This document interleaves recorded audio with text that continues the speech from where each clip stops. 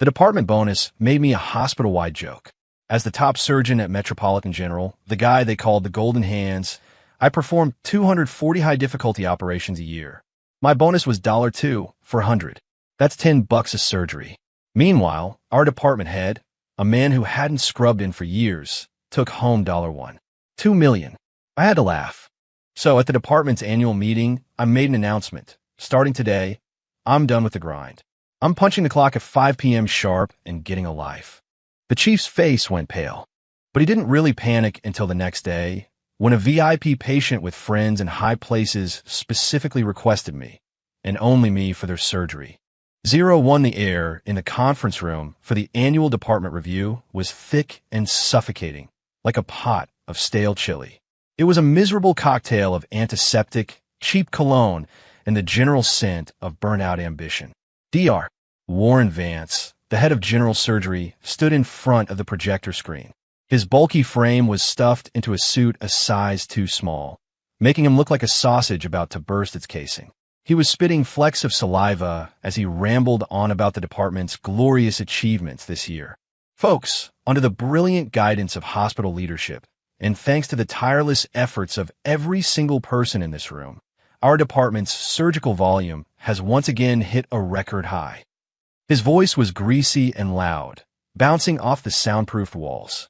I sat silently in the corner, the gold rims of my glasses forming a neat barrier between me and the farce unfolding.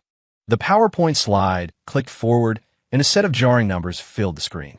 Total surgeries, over 500, of which level 4 high-complexity procedures, over 260. Vance used a red laser pointer to circle the number 260 again and again, as if it were a monument he'd personally carved from stone. The data chart right behind him clearly noted that more than half of those, 240, to be exact, had me Dr. Leo Forrest listed as the lead surgeon. A smattering of half-hearted applause broke out, followed by a wave of whispers. I could feel dozens of eyes on me, like spotlights, a mix of scrutiny and raw envy. Vance soaked it in, clearing his throat before changing his tone. The hospital and the department see your hard work. We see the sacrifices you've made. He paused for dramatic effect. And now, for the moment you've all been waiting for. It's time to announce this year's performance bonuses. He drew out the words like a bad game show host. To ensure complete transparency, we've asked Sarah from accounting to read the list aloud. A young woman in dark-rimmed glasses stood up, clutching a single sheet of paper that suddenly seemed to weigh 1,000 pounds. Vance added, almost as an afterthought, read it from highest to lowest. The air in the room froze. This wasn't a celebration. It was a meticulously planned public execution. Dr. Warren Vance, department head. Composite contribution score, 98. Annual bonus, $1,200,000. Sarah's voice trembled slightly. $1. $2 million. The number detonated in the silent room. After a split second of stunned silence, a roar of applause erupted. The sycophants who orbited Vance, the associate chiefs, his inner circle, led the charge, their faces twisted into grotesque smiles, as if they were all getting a cut. Vance waved his hand with faux modesty, the fat on his cheeks jiggling with glee. A department head who never stepped into or who had to call on a second-year resident to handle a simple appendectomy, just pocketed over $1 million. It was absurd. It was reality. Dr. Kyle Burton, attending physician. Composite score, 85. Annual bonus, $450,000. Burton was Vance's #1 yes man. He stood up, gave a smug little nod to the room, his pride practically radiating off him. Another round of applause. The next few names were all from Vance's clique. Not a single one received less than 200 grand. They were carving up the department's profits, licking the grease from their fingers. An icy coldness spread through my chest. I felt like I'd been thrown onto a frozen lake in the middle of winter. I already knew how this was going to end for me. Sure enough, after a series of six-figure bombshells, the atmosphere hit a fever pitch. Sarah from accounting paused. Her eyes deliberately avoided mine, and her voice dropped to a barely audible whisper. Dr. Leo Forrest, attending physician, lead surgeon on 240 high-complexity procedures. Bonus. She stopped, as if she couldn't bring herself to say the number. Vance, growing impatient, leaned into the microphone. Speak up, Sarah. Let's let Dr. Forrest have his moment too. Bonus. 2,000 for $100. $2, 400. 240 complex, life or death surgeries. That's $10 apiece. You couldn't even buy a decent bottle of bourbon for $10. The room went dead silent. It was a silence louder and more piercing than any noise. This time, every single gaze in the room locked onto me. I could feel the pity, the mockery, the contempt. It was 1,000 tiny needles piercing my skin. I heard someone trying to stifle a laugh, their shoulders shaking. I was the biggest joke in the hospital. Chloe Davis, the resident sitting next to me, was shaking with rage, her face flushed crimson. She shot up from her chair, but I grabbed her wrist and pulled her back down. I shook my head, a silent command to stay put. Arguing here would only make me look more pathetic. Vance, ever the magnanimous leader, took the microphone to deliver his pre-rehearsed justification. Now, let's not jump to conclusions. The department's bonus structure was decided by a committee. This formula is based on composite contribution, not just surgical volume, he said, emphasizing the word. Dr. Forrest's technical skills are excellent. We all acknowledge that. However, there is significant room for improvement when it comes to teamwork, departmental citizenship, and interpersonal skills. Lacks soft skills. Low team contribution score. The official verdict was in, silencing any potential dissent. What a joke. My mind flashed with a montage of the past year. Standing for 16 hours straight to resect a rare tumor, only to collapse from exhaustion the moment I stepped out of the OR. Promising my dad I'd be home for his birthday, then listening to my mom cry on the phone as I spent the night saving a car crash victim.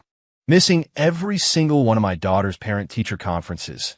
In her drawing of our family, I was always a faceless figure in scrubs, my back turned. All those sleepless nights, all the sacrifices, all the moments I'd stolen from my family, all of that life I'd poured into being technically excellent was worth $2 for $100, and a lecture about not being a team player. I laughed. Not a bitter laugh, not a sarcastic one, a genuine, from-the-gut laugh. In the tomb-like silence of the conference room, my laughter echoed, sharp and out of place. Vance's face darkened. Leo, what's so funny? Do you have a problem with the committee's decision? Everyone stared, waiting for the explosion. Would I yell? Argue? Or just swallow the humiliation? Just as Vance was about to dismiss the meeting, I stood up. I didn't look at him. My eyes scanned the room, passing over the faces, familiar, mocking, sympathetic, indifferent. My voice was quiet, but it cut through the silence. Dr. Vance, I have something to say. You could have heard a pin drop. I adjusted my glasses, my eyes behind the lenses as calm as a frozen pond. Thank you to the department for its many years of mentorship. I let the word hang in the air. As of today, I'm done with the grind. I'm going to coast, punch the clock at 5, and go enjoy my life. With that, I picked up my laptop and walked straight toward the exit, leaving a room full of stunned silence in my wake. Vance's face went from white to red to a deep, blotchy purple. He must have expected a shouting match. He never imagined I would deliver the biggest slap in the face in the calmest way possible. The meeting dissolved in a fog of shock and profound awkwardness. I stepped out of the conference room. The afternoon sun was bright, almost blinding. I squinted and let out a long, slow breath. Things were about to change. 02, I meant what I said. The clock hit 5 p.m., and the chime echoed softly through the ward. I closed the patient chart I was reviewing, took off the white coat I'd worn for what felt like a lifetime, folded it neatly, and placed it in my locker. Then, I grabbed my bag and walked to the time clock. Everyone in the department stared at me like I'd grown a second head. At Metro General's surgical department, leaving on time was the stuff of legends. Especially for me, Leo Forrest, the resident workaholic, the surgical machine. The lights in my office were usually the last ones to go out. Vance's office door was open. He sat at his desk, his eyes fixed on me, sharp and menacing, a silent warning. I ignored him. I pressed my thumb against the scanner. A cheerful beep echoed in the quiet hall. Clock out successful. I turned, gave a slight nod in the direction of Vance's office, a parting gesture, and walked away under the weight of dozens of bewildered stares. I could already imagine the department's group chat blowing up. Sure enough, the moment the elevator doors closed, my phone started vibrating nonstop. I opened the Gen SURG Elites Slack channel. It was chaos. Vance's top crony, Dr. Kyle Burton, was the first to attack. At channel, some people get a little bonus, their feelings get hurt, and they start throwing a tantrum. So unprofessional. No sense of the bigger picture. He didn't use my name, but everyone knew who he was talking about. A few others immediately chimed in. Exactly. Dr. Vance explained it perfectly. It's about composite contribution. If you're not a team player, who's to blame? All he does is surgery, day in and day out. He's like a robot. Never comes to department mixers. Of course his team score is low. He's lucky he got $2 for 100. If it were up to me, he'd have gotten 0. The comments were a barrage of insults. In the past, I might have been furious, might have tried to defend myself. But now, watching these clowns perform, I felt nothing but a detached amusement. A private message from Chloe, the resident, popped up. It was a string of angry emojis. Dr. Forrest, they're being such jerks. They're a bunch of thieves. Don't get mad. I'm going to set them straight. I smiled and typed a quick reply. Don't bother. Just watch the show. After sending the message, I closed the app. The world went quiet again. Meanwhile, back in Vance's office, I could picture the scene. He'd be pacing, furious, cursing my name, ungrateful, arrogant, thinks he's irreplaceable. Finally, he'd make a grand declaration. The world keeps spinning without him. We'll see if the Department of General Surgery shuts down just because Leo Forrest is gone. Then, he'd immediately call his most trusted lackey, Kyle Burton, into his office. With a grave, self-important tone, he'd entrust him with a full slate of surgeries I had been scheduled to perform. And Burton, desperate to please, would puff out his chest and promise to handle everything, all while a cold knot of dread formed in his stomach. Because he knew the next case on my schedule for that evening was a Whipple procedure, a pancreaticodenectomy. It's one of the most complex and dangerous operations in general surgery, the Mount Everest of the abdomen. And in the entire department, I was the only one who dared to do it solo. But that wasn't my problem anymore. When I got home, I kicked off my shoes and collapsed onto the sofa. For the first time in years, I was home before the sun had set. The air was still and quiet, filled with floating dust motes. The fading sunlight cast long shadows across the hardwood floor. A wave of relief washed over me, a feeling I hadn't realized I was missing. I drew a hot bath and soaked for a solid 30 minutes, feeling the years of accumulated fatigue melt away with the steam. Afterward, I went to the kitchen and opened the fridge. It was empty except for a few bottles of sparkling water. I laughed, shook my head, and threw on a jacket. I walked to the grocery store down the street, bought fresh vegetables, a thick-cut ribeye, and a bottle of Cabernet. I cooked myself a real dinner. The steak, medium rare, paired with the wine, was perfect. As I ate, I idly scrolled through my phone. The character assassination in the group chat was still in full swing. They probably thought I was hiding in a corner somewhere, licking my wounds. I smirked, exited the chat, and turned my phone off completely. Then, I fired up the projector and put on a sci-fi movie I'd been meaning to watch for months. The giant screen, the booming sound system. I lost myself in the story. This was living. Sometime later, the movie ended. I felt a pleasant drowsiness and, after a quick rinse, fell into bed. I was asleep almost instantly. In the dead of night, a shrill ringing jolted me awake. It was the landline on my nightstand, a number only the hospital operator and the department had. I squinted at the caller ID. The department's emergency line.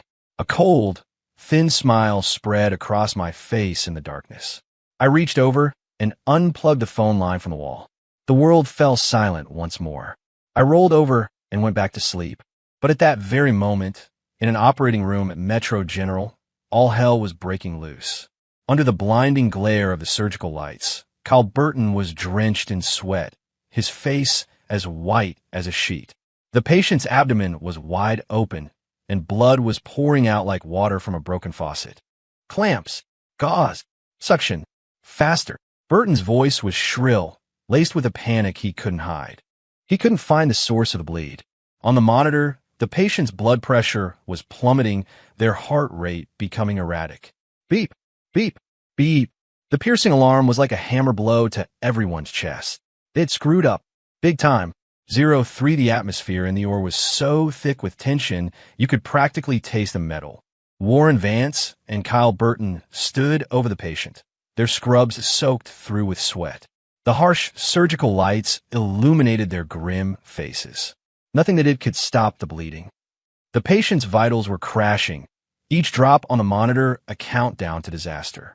The head nurse, a veteran of countless crises, was frantic. "Dr. Vance, this isn't working. The patient is crashing. The bleeder is too deep. Only Dr. Forrest can handle this. Forrest. Forrest. Always Forrest." Vance screamed internally, his face a stoic mask. He stared at the surgical field as if he could will the bleeding to stop with his eyes. It didn't work. "Chief, you have to call Dr. Forrest. We're running out of time," the anesthesiologist pleaded. Vance clenched his jaw. He knew he had no choice. He pulled out his cell phone, his fingers trembling as he found my number and hit dial. "The number you have dialed has been disconnected or is no longer in service." The robotic voice was like a bucket of ice water dumped over his head. "Turn off." He dared to turn his phone off. Vance nearly threw his phone against the wall. He tried the department landline, only to be met with a busy signal. He'd forgotten I'd unplugged it. "Useless. All of you are useless." Vance raged in the hallway outside the OR, tearing into Burton, who just stood there with his head down, accepting the abuse. In the end, Vance had to activate the hospital's emergency protocol, waking up every senior surgeon in the city for an emergency consult. A few of the old-timers arrived, looked at the mess Burton had made, and just shook their heads. After a grueling all-nighter, they finally managed to stop the bleeding and save the patient's life. But the surgery was a butcher job. What should have been a clean, precise procedure was now a massive, gaping wound, and the patient was left with severe complications. Morning came. I woke up naturally, feeling refreshed and clear-headed. I made myself breakfast and even went for a run in the park. At 8:30 a.m., I strolled into the office right on time. The department was in chaos. The hallway was packed with angry family members, their shouts and sobs echoing off the walls. A few junior residents were trapped in the middle of the crowd, looking pale and helpless. I paid them no mind, walked in my office, and started my new ritual. I filled my Yeti with hot water, adding a bag of chamomile tea. A calming aroma filled the small space. I leaned against the window, sipping my tea, and watched the pandemonium unfold below. Vance, with dark circles under his eyes like twin bruises, burst into my office. He looked like an enraged bull. "Leo," he bellowed, spittle flying from his mouth. I took a step back in disgust. He slammed his hand on my desk. "Why didn't you answer your phone last night? Why was it off? Do you have any sense of responsibility? Don't you care if patients live or die?" It was a classic Vance tirade, heavy on moral outrage. The old me would have been seething, but the new me just took a slow, deliberate sip of my tea. It was warm and soothing. I set the mug down and finally looked at him. "Dr. Vance, I clocked out yesterday at 5 p.m. on the dot. According to hospital policy, my time after I clock out is my own. I'm a free man. As for my phone, the battery died. The landline must have a bad connection. These things happen." I looked at his face, twisted with fury, and continued. "Besides, my annual bonus is $2,400. That works out to $10 a surgery. You expect me to be on call 24/7 for that?" My voice was soft, but my final question landed like a punch. "Dr. Vance, does that sound reasonable to you?" "You." He was speechless. He pointed a trembling finger at me, unable to form a coherent sentence. He had never imagined that the quiet workhorse he'd taken for granted would use his own bureaucratic logic against him. After a long, sputtering pause, he finally managed a threat. "Fine, you want to be like that, Leo? Fine. I'm writing you up. I'm reporting you to the board. I'll have your salary docked." I shrugged, completely unfazed. "Go ahead. Can't dock what's barely there." With that, I turned back to my computer and started browsing a medical journal. I treated him like he was invisible. He stood there, his chest heaving, until he finally let out a frustrated roar, spun around, and slammed the door on his way out. The only sound left was the faint echo of his rage. I took another sip of tea. This chamomile was really good. 04 without me, The department was like a car with a missing engine, sputtering, rattling, and always on the verge of breaking down. The fallout from the botched surgery cost Vance a hefty settlement to quiet the family. But the official malpractice complaint was a permanent stain on the department's record. Then, another crisis arrived. A new patient was admitted with a massive abdominal aortic aneurysm. The aneurysm was dangerously close to the renal arteries, making surgery incredibly high risk. If it ruptured, the patient would bleed out and die in minutes. Vance called an emergency meeting with all the senior surgeons. They huddled around the CT scans, their faces grim. The aneurysm's huge, and the location is a nightmare. One slip while dissecting, and you could sever a renal artery. Blood pressure management during the procedure would be a tightrope walk. The risk is just too high. Isn't this the kind of surgery Dr. Forrest used to handle? Someone muttered. Every eye in the room shifted to Vance. His face flushed. He knew that I was the only surgeon in the entire hospital who could pull off this procedure with a success rate over 90%. But his ego wouldn't let him ask me for help. He gritted his teeth and turned to Kyle Burton. Dr. Burton, you're an experienced surgeon. You'll take the lead on this one. The color drained from Burton's face. His legs started to tremble. No, Chief, I can't. I really can't, he stammered, waving his hands frantically. My malpractice insurance is already through the roof from the last incident. I can't touch this. He wasn't about to risk his entire career on another high-stakes surgery he wasn't qualified for. Vance cursed him out, but Burton stood his ground. He wouldn't do it. Defeated, Vance chose the most cowardly option available, conservative management. Everyone knew conservative management was just a euphemism for waiting for the inevitable. The patient was a walking time bomb. A sense of dread settled over the department. Patients and their families aren't stupid. They can tell when a department is floundering. Word got out, and those with connections started requesting transfers to other hospitals. For the first time ever, beds in the general surgery ward were empty. Surgical volume plummeted. The department's monthly revenue, and by extension everyone's paycheck, was about to take a massive hit. The grumbling started, quiet first, then growing louder. But this time, the complaints weren't about me. They were about Vance and Burton. Chloe, acting as my personal intelligence agent, rushed to my office. Dr. Forrest, everyone's blaming Dr. Vance now. They're saying his incompetence is destroying the department. Some are even saying they shouldn't have ganged up on you. I was busy scrolling through TikToks on my phone. Without looking up, I said flatly, a little late for regrets. When the avalanche starts, it's too late for the pebbles to vote. Chloe nodded, though she didn't fully understand. Seeing that intimidation wasn't working, Vance tried a different tactic, flattery. At the next weekly meeting, he showered me with praise. Dr. Forrest, while his enthusiasm has been a bit low recently, his technical skill is undeniable, he announced to the room. I've decided to nominate him for this year's Employee of the Year award. Let's give him a round of applause. A few hesitant claps echoed in the awkward silence. The attempt at manipulation was painfully obvious.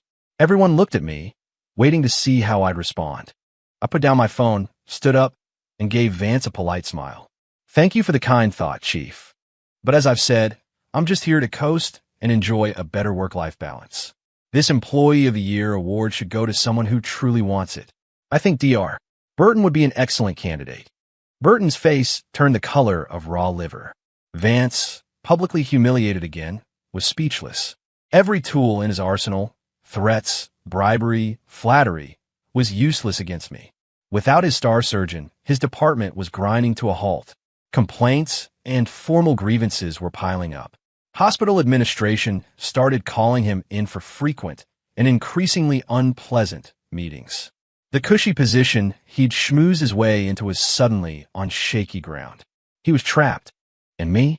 I was clocking in at 9 and out at 5, drinking my tea, reading articles, and living a life of profound and satisfying peace. I was a spectator in the front row, calmly watching the clown I worked for perform the final, frantic acts of his career. 05 that afternoon. The sky was a gloomy, oppressive gray. A black sedan with government plates ignored the authorized vehicle's only sign and pulled right up to the entrance of the surgical wing.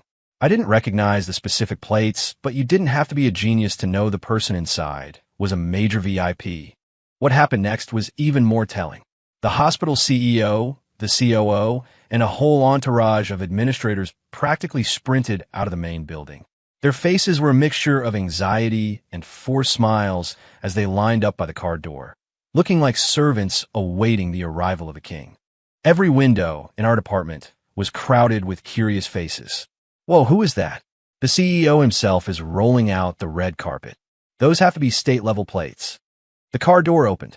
A few serious-looking men in dark suits got out first, their eyes scanning the surroundings. Then, an elderly man with a full head of white hair was helped out of the car. He was pale, but his eyes were sharp, and he carried an air of quiet authority. He was rushed to the VIP suite on our floor. The entire department was instantly on high alert. The initial diagnosis came back like a thunderbolt, striking Vance right between the eyes. A massive pheochromocytoma, complicated by acute heart failure. It was an extremely rare and dangerous condition. The tumor unpredictably secretes massive amounts of adrenaline, causing wild swings in blood pressure. During surgery, the patient could easily suffer a hypertensive crisis, stroke, or heart attack. The mortality rate was over 70%. Every top specialist in the hospital was summoned for an emergency consultation. The conference room was filled with tension and cigarette smoke. The heads of neurosurgery, cardiology, and anesthesiology all stared at the CT scan and shook their heads. This is unbelievably tricky.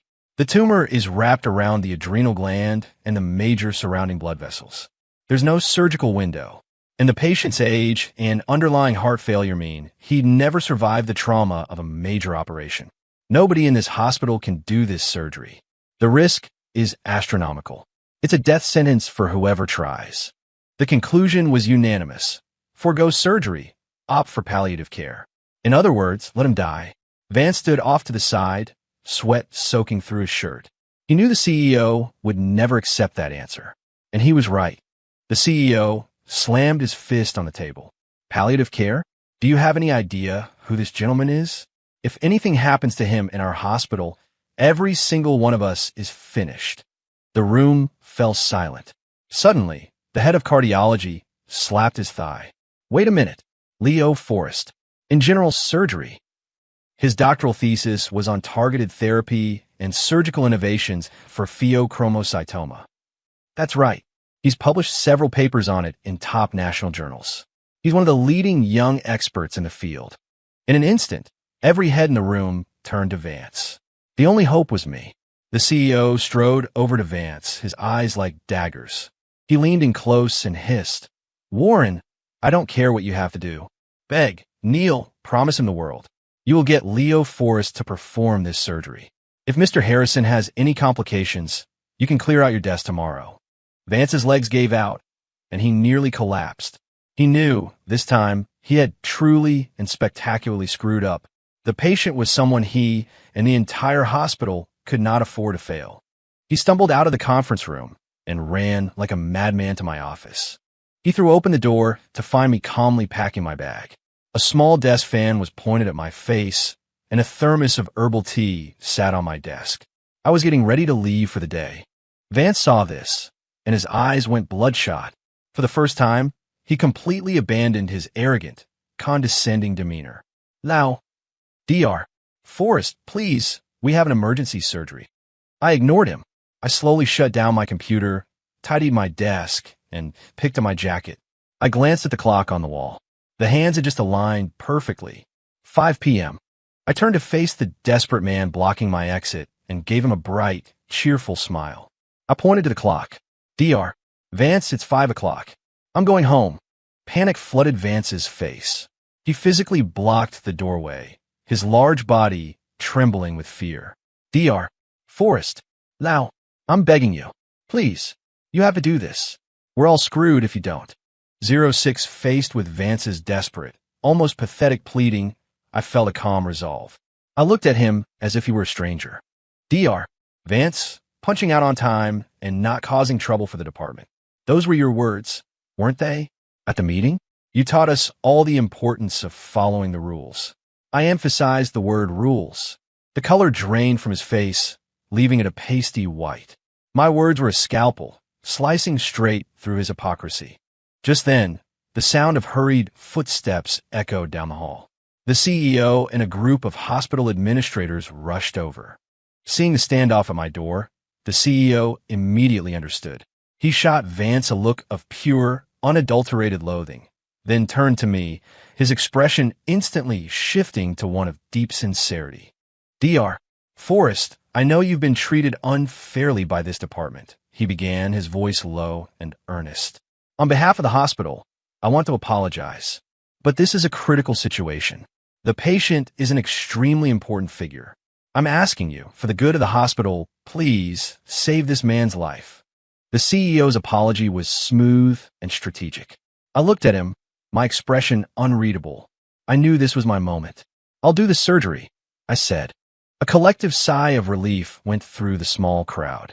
Vance visibly sagged against the doorframe. But my next words made their hearts leap back into their throats. On 3 conditions. The CEO's brow furrowed slightly, but he nodded. Name them. First, I said, holding up one finger and looking directly at the pale-faced Vance. I want the hospital to issue a formal, hospital-wide memo publicly reprimanding Dr. Vance for his gross misconduct in the allocation of performance bonuses. Furthermore, he will apologize to me, Leo Forrest, for the bonus incident in front of the entire general surgery department. Vance swayed on his feet. A public apology broadcast to the entire hospital? That was worse than being fired. The CEO didn't hesitate. Done, he snapped. He then glared at Vance. You heard him, Warren. Apologize. Now. Vance stood there, his face turning a deep, mottled purple. He opened his mouth, but no words came out. His precious pride was being publicly dismantled, piece by piece. Now, the CEO barked. The pressure was too much. Vance finally broke. He looked at me, his head bowed in defeat, and squeezed out the words through gritted teeth. Dr. Forrest, I am sorry. I was wrong. The hallway was silent. Everyone was stunned. I nodded once. Apology accepted. I held up a second finger.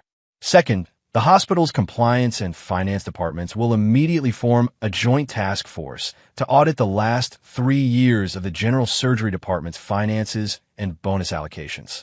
Every discrepancy will be corrected, and every dollar owed to the frontline staff will be repaid in full. This condition was a direct shot at Vance and his entire network of cronies. The CEO's eyes narrowed. He gave me a long, hard look, then nodded again. Consider it done. I'll personally oversee it. Third, I said, holding up my last finger. For this surgery, I require complete autonomy. I will select my own team, I will determine the surgical plan, and there will be no administrative interference in my medical decisions. As I spoke, my eyes flickered toward Kyle Burton, who was hovering in the background. He flinched and avoided my gaze. Of course, the CEO agreed instantly. You're the lead surgeon, and that, or your word is law. My conditions were met. I nodded, wasting no more time. Prep the oar. I turned and walked toward the locker room. Chloe, I called over my shoulder. You're my first assist. Chloe, who had been watching in wide-eyed silence, jumped. A look of pure joy and determination spread across her face. Yes, Dr. Forrest, she replied, her voice ringing with excitement. I changed into my scrubs, put on my mask and cap, leaving only my eyes visible. When I walked out of that locker room, I was a different person. The laid-back, coasting Leo Forrest was gone. In his place stood the surgeon they called the Golden Hands, calm, focused, and in absolute control. I was back. 07, the OR lights hummed to life, bathing the room in a shadowless, clinical white. The air, cold and sterile, smelled of antiseptic. I stood at the head of the table, my eyes fixed on the array of monitors displaying the patient's vitals. My mind was already running through the entire procedure, step by step. BP 180 over 110, heart rate 130. Push phentolamine now. My voice was calm and clear, carrying an authority that no one questioned. The anesthesiologist complied immediately. Across from me, Chloe stood ready as my first assist. Her face was a mask of nervous excitement, her hand trembling slightly as she held the needle driver. This was the biggest surgery of her residency, a trial by fire. I glanced at her, my voice softening just a fraction. Relax. Just follow my lead. Do what you've been trained to do. Chloe took a deep breath and nodded, her eyes hardening with focus. Burton and the rest of Vance's cronies were relegated to the corners of the room, spectators. They weren't even qualified to hold retractors in my or. Their expressions were a sour mix of resentment and humiliation. Scalpel. The cool metal slapped into my gloved hand. The surgery had begun. Incision, dissection, entry into the abdominal cavity. Every movement was precise, economical, and confident. The massive tumor soon came into view. It was a grotesque, vascular monster, fused to the aorta and renal arteries, even worse than the scans had suggested. A collective gasp went through the observers. An adhesion that severe meant a single wrong move would rupture a major vessel, and the patient would be dead in seconds. Aortic clamps on standby. Control renal blood flow. I gave the order as I began the most critical part of the operation, separating the tumor from the blood vessels. My fingers were steady, the dissector an extension of my will. I worked in the millimeter-wide space between the tumor and the artery wall, a deadly dance of precision. Time seemed to slow. The only sounds were the steady beep of the heart monitor and the quiet clink of surgical instruments. Suddenly, a high-pitched alarm shrieked through the room. Blood pressures dropping. 60/30. Heart rates down to 40. Crisis. The manipulation of the tumor had triggered a massive hormonal dump, causing the patient's system to go into shock. Chloe's face went white. Dr. Forrest. Stay calm, I said, my voice sharp but steady, my hands never faltering. Push 1 milligram of epinephrine 4. And get the blood bank on the line. I want packed red cells now. My confidence was a lifeline, pulling everyone back from the edge of panic. Chloe, look here, I said, continuing to operate while I taught. This is the tumor's main feeding artery. Find it, ligate it, and the pressure will stabilize. This was no longer just a surgery. It was a masterclass in crisis management. While everyone else's heart was pounding, mine was steady as a rock. My focus narrowed until the only thing in the world was the battlefield in front of me. After 8 grueling hours, the massive tumor was finally free. I placed it in the surgical tray with a heavy thud. A collective sigh of relief washed over the room. Surgery was successful, I announced, straightening my aching back. It was the middle of the night when I finally walked out of the OR. The CEO, Mr. Harrison's family, and a crowd of administrators were waiting anxiously. They swarmed me as soon as I appeared. Doctor, how is he? I pulled down my mask, my face weary and slick with sweat. I gave a simple nod. The surgery went well. We got the whole tumor. The hallway erupted in applause. The CEO shook my hand, thanking me profusely. Mr. Harrison's son, a man who radiated quiet power, walked up and gave me the deep, respectful bow. I said little, delegating the post-op handover to Chloe, and walked back to the locker room. As I peeled off the heavy lead apron and scrubs, a wave of exhaustion hit me. But beneath it, I felt a profound sense of peace. With a scalpel, I had not only saved a life, but I had also carved a new path for myself. 08 Mr. Harrison's recovery was remarkably swift. Within days, he was walking the halls, his color returning. He was extremely pleased with the outcome, and after hearing the details of the harrowing 8-hour procedure, he was full of praise for my skill. One morning after my rounds, Mr. Harrison's assistant stopped me. Dr. Forrest, Mr. Harrison would like to have a private word with you. Surprised, I followed him into the secure VIP suite. Mr. Harrison was sitting up in bed, reading. He smiled when I entered. Leo, come in, sit down. His tone was warm and grandfatherly, devoid of any pretense. We talked for a while about his recovery. Then his tone shifted. Leo, he said casually, I hear there was a bit of situation in your department before I arrived. Something about the star surgeon being ready to walk out. My heart skipped a beat. This was it. At first, I was hesitant, giving vague answers about burnout and needing a break. I didn't know who this man really was or what his intentions were. Mr. Harrison just smiled, his eyes seeing right through me. Son, you don't need to be so guarded with me, he said gently. I've been around a long time. I can see you're a man of great skill and integrity, but you're also carrying a lot of resentment. For a surgeon like you to be pushed to the breaking point, the problem in this department must run deep. His perception was uncanny. He didn't press me further. Instead, he reached into his nightstand, pulled out a small red booklet, and handed it to me. I opened it. My eyes widened. State Health System, Office of the Inspector General. My pulse quickened. Mr. Harrison took the credentials back. "Retired now," he said with a chuckle. "I was just here for a quiet checkup, and, at the request of an old friend, to do a little informal review of how things are run at the ground level. I didn't expect to become a patient myself.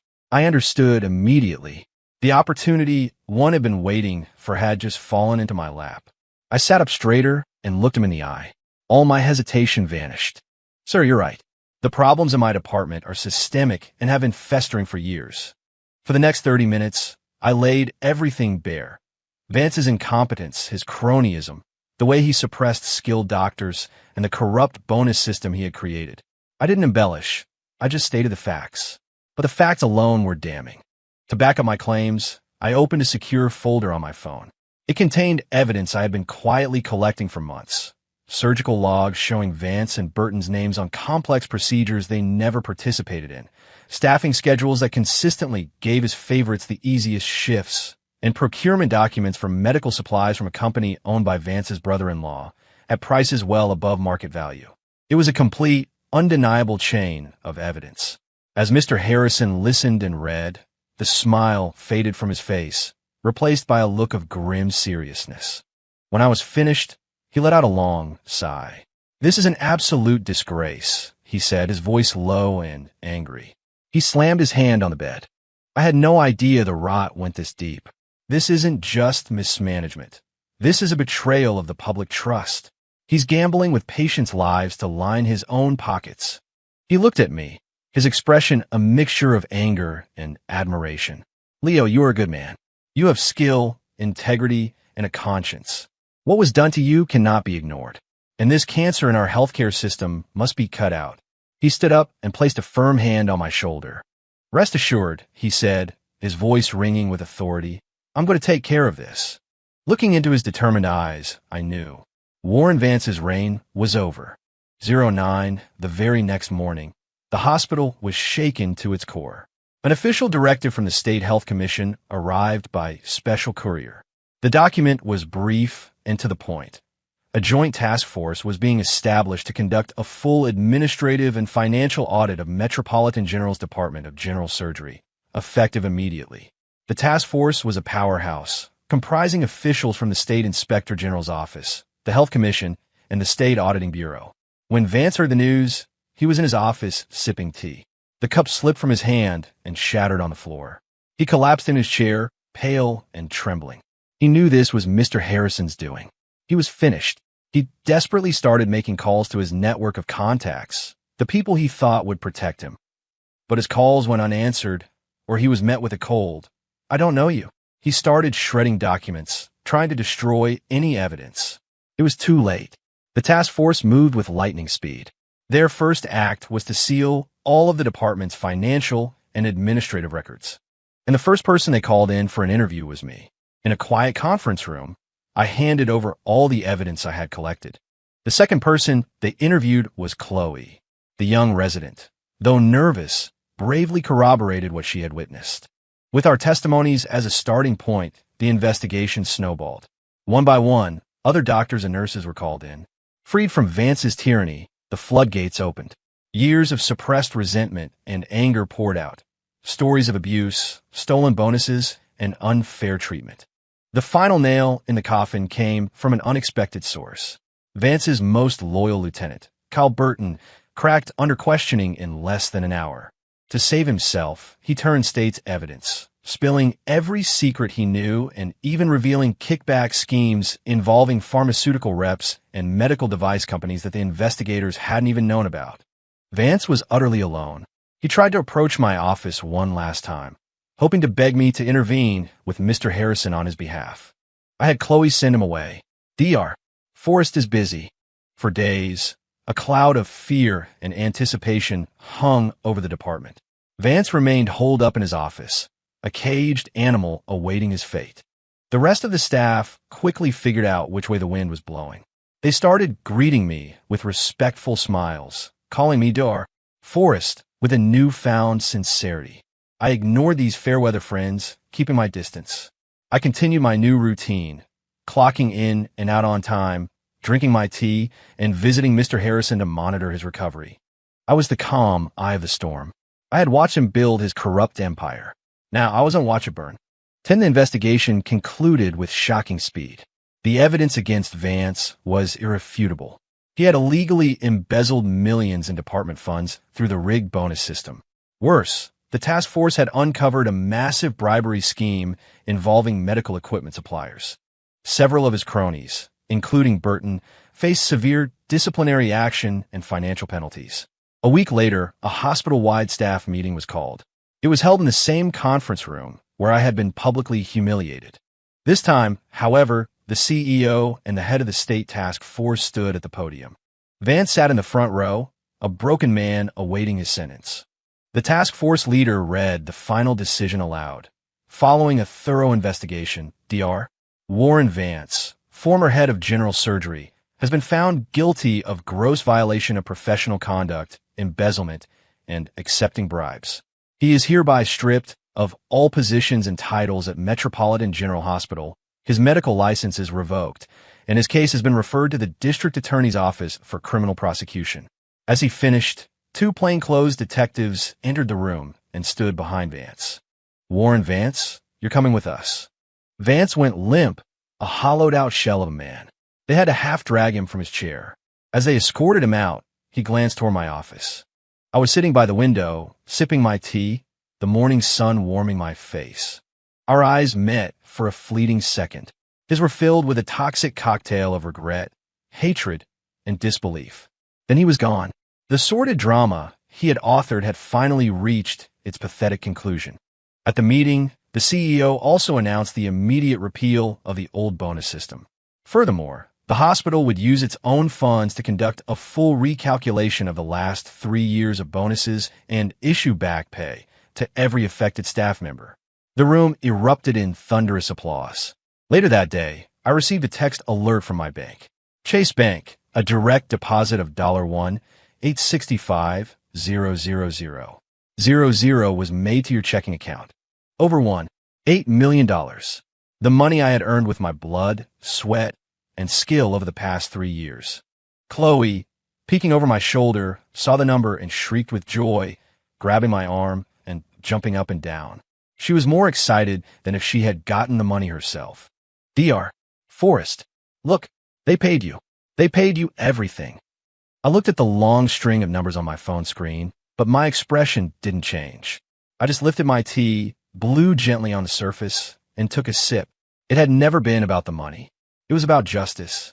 With Vance gone and his cronies demoted or fired, a power vacuum opened up at the head of the general surgery department. The position of chief was empty. Everyone in the hospital was wondering who would fill it. The hospital administration, after careful deliberation, decided to hold an open election for the position rather than simply appointing someone. The message was clear. The job was mine for the taking. My skill, my reputation, and my role in exposing the corruption made me the only logical choice. The CEO met with me several times, earnestly asking me to take on the responsibility and lead the department into a new era. To everyone's shock, I turned him down. "I appreciate the confidence," I told him, "but I just want to be a surgeon. I want to treat patients and operate. The administrative side of things. It's not for me. I don't want the headache." My refusal was genuine. After witnessing Vance's ugly lust for power, I had developed a deep-seated aversion to it.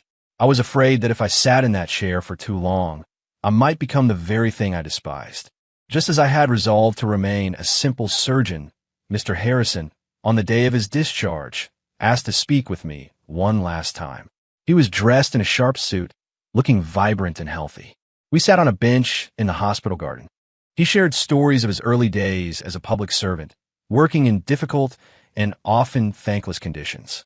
Finally, he looked at me, his eyes full of wisdom. "Leo, I know what you're afraid of. You're disgusted by the politics, by the corruption, and you want to stay as far away from it as possible. But have you ever considered that power itself is neutral? It's like a scalpel. In a surgeon's hand, it saves lives. In a criminal's hand, it takes them." He paused, his gaze intensifying. When good people refuse to hold power, it falls into the hands of men like Warren Vance. He sat in that chair and poisoned the entire department, hurting good doctors like you. Only by taking that position yourself, by gaining the power to set the rules, can you protect the people who do the real work. Only then can you build the kind of fair and just environment you want to see. Running away from responsibility doesn't solve the problem, son. Sometimes you have to be the one to carry the weight. Mr. Harrison's words hit me with the force of a physical blow. He was right. If I stepped aside, what was to stop the next Warren Vance from taking over? My fight would have been for nothing. I had driven out one parasite, but I hadn't done anything to ensure more wouldn't return. In that moment, everything became clear. At the public election for the new chief of general surgery, I took the stage. I didn't give a speech full of empty promises or grand visions. I simply presented a detailed proposal for a new performance and compensation model I had been designing. The core principle was simple: a return to merit. The system was based entirely on surgical workload, case difficulty, technical innovation, and patient outcomes. All the subjective, political metrics like team contribution and interpersonal skills were gone. You work hard, you get paid. You excel, you get rewarded. My proposal was straightforward, transparent, and it spoke directly to the heart of every doctor and nurse in the room. When I finished, the applause was deafening, 100 times more sincere and passionate than any ovation Vance had ever received. The result was a foregone conclusion. I was elected as the new interim chief of the Department of General Surgery by unanimous vote. It was a position that followed hospital protocol for promotion while also reflecting the will of the people. 1.